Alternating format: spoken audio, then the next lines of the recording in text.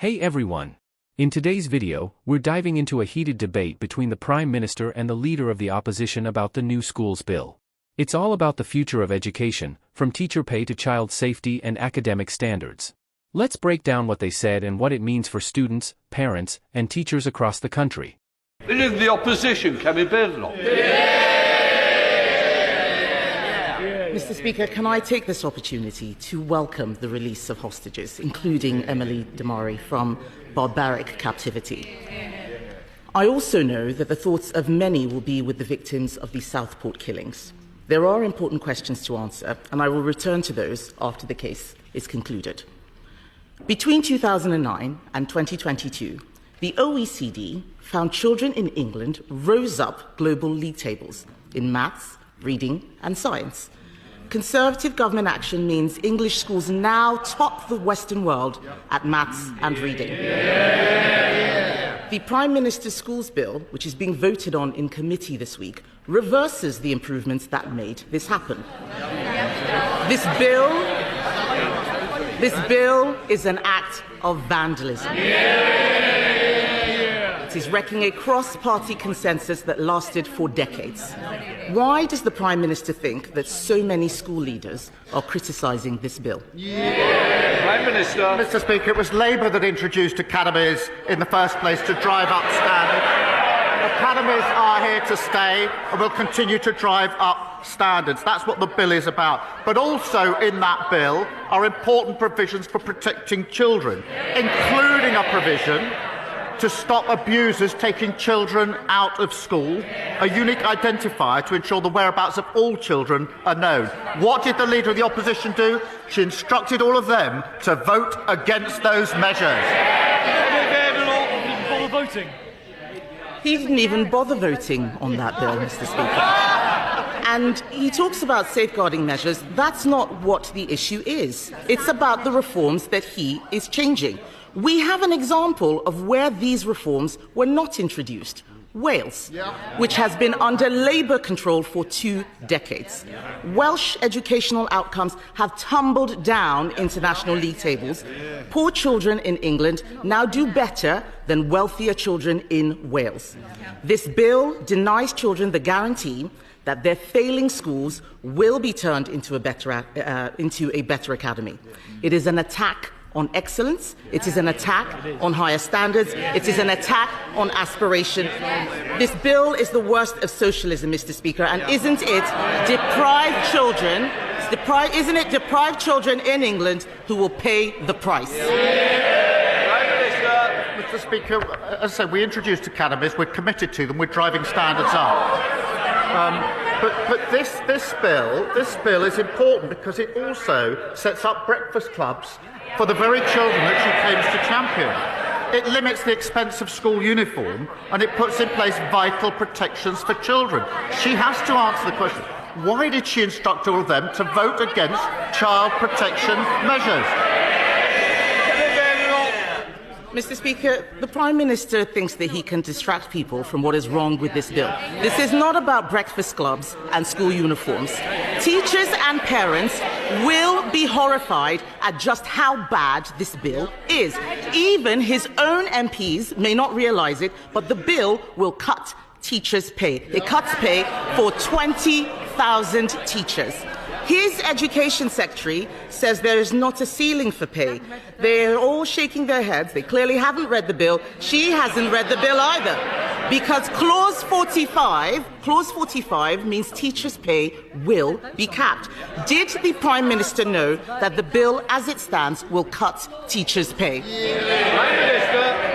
Mr. Speaker, we do need flexibility in our schools.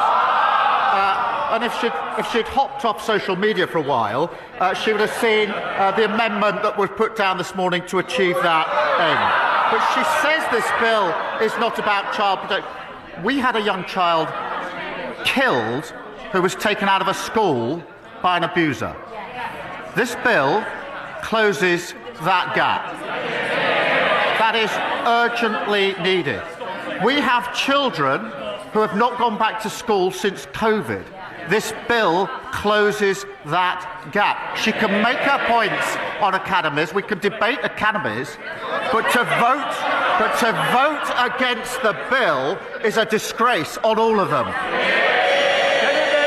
This is nonsense, Mr. Speaker, and the amendment he's talking about does not address this issue. He raises academies. That's exactly what I'm talking about. Like every other parent, I believe all our children should have the best teachers. Apart from cutting their pay, listen to what the head of Year 11, Mr. Speaker, at Michaela, the head of Year 11 at Michaela, the most successful school in the country, came from the armed forces. The headmistress says that with Labour's new rules, she would never have been able to hire him.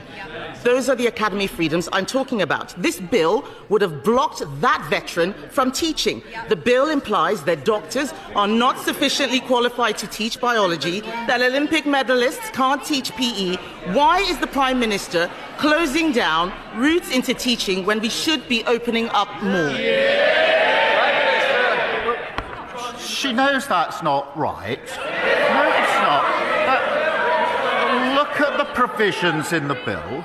But to say there ought to be qualified teachers in our schools should not be extraordinary or opposed. And we had far too many examples in our secondary schools under their watch of teachers missing when we needed maths teachers. They championed maths. We didn't have enough maths teachers in our secondary schools, and I want every single child to have the best possible education. Kemi Badenoch. The facts speak for themselves. The standards went up under Conservative governments. What we need to know is who is benefiting. Mr. Speaker, everyone is asking who is benefiting from these changes. It's not teachers. Their pay is being capped. It's not parents. Their choices are being restricted. It's definitely not children. Their outcomes will get worse. So who is benefiting? It's the trade unions. The National Education Union sent out a tick list proving that after a decade and a half, they are finally getting their way. Why is the Education Secretary allowing trade unions to run her department and ruin children's education?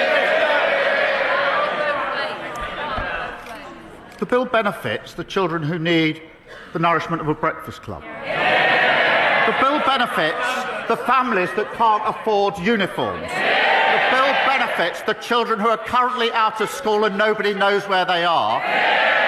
The bill benefits the children who could be taken out of school by abusers if this bill doesn't go through. She should change her mind and support these vital provisions.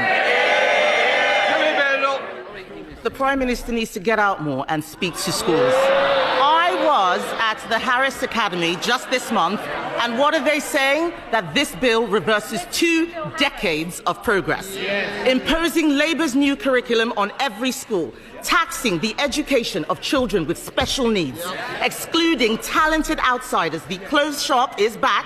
This is pure educational vandalism. And alongside these attacks, removing single-word Ofsted judgments so parents cannot see the standards slipping. It is the same old Labour. Bad outcomes for all children, excellence for none. Mr. Speaker, I know what it's like to go to a school which didn't care about standards. This is a tragedy in the making. The key changes in this bill were not in their election manifesto. Isn't that because he knew parents and teachers would reject them? Parents and teachers know we introduced academies. Parents and teachers know we're driving by standards. We're committed to them. They're part of the future. We will continue to focus on standards. And she talks about special need. She's got a nerve. I don't know. And they know it. Remember, they have asked me questions, these Prime Minister's questions, about the appalling situation of special needs under their watch. We're going to fix that mess like we're fixing every other mess. That's it for today's breakdown. What do you think about the new schools bill? Is it a step forward or a setback for education? Let me know your thoughts in the comments below, and don't forget to like, share, and subscribe for more videos like this. Thanks for watching, and I'll see you next time.